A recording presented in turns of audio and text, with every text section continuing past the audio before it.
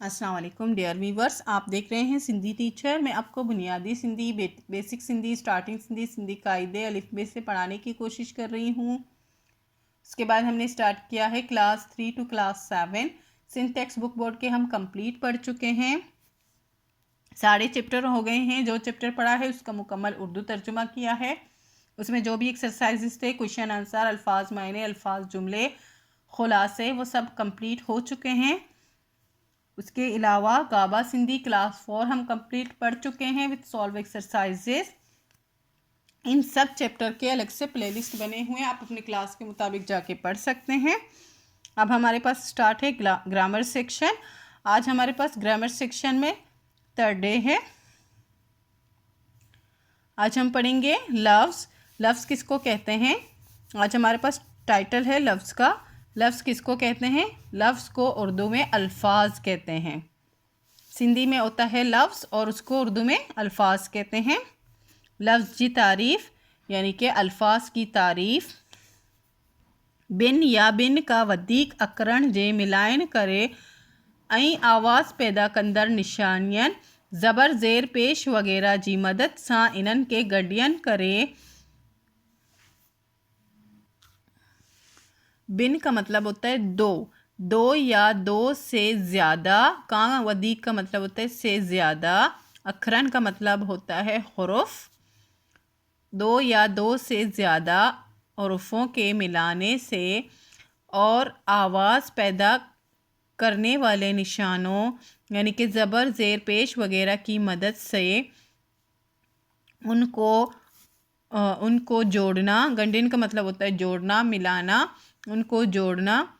जोड़ने से इनन मा खाना खा मायने ज़रूर निकले थी, उसमें से कोई ना कोई मायने ज़रूर निकलती है। यानी कि दो हुरूफ मिलाकर, दो या दो से ज़्यादा हुरूफ मिलाकर वो अल्फाज बनता है और उसमें से कोई ना कोई मायने ज़रूर निकलती है। जिए हेड डिनल लफ्ज़न माँ डिसजे तो, जैसे जी का मतलब होता है जैसे, हेड डिनल लफ्ज़न माँ डिसजे तो नीचे दिए हुए लफ्ज़ों में देख सकते हैं। हेड का मतलब होता है नीचे। अकरन जे एड़ी मिलाप के लफ्ज़ ठाइबो आहे। हुरूफों के इस तरह के मिलाप से अल्फाज बनते हैं। लफ्ज़ का मतलब होता है अल्फाज बनते हैं। ठाइबो आहे का मतलब होता है बनते हैं।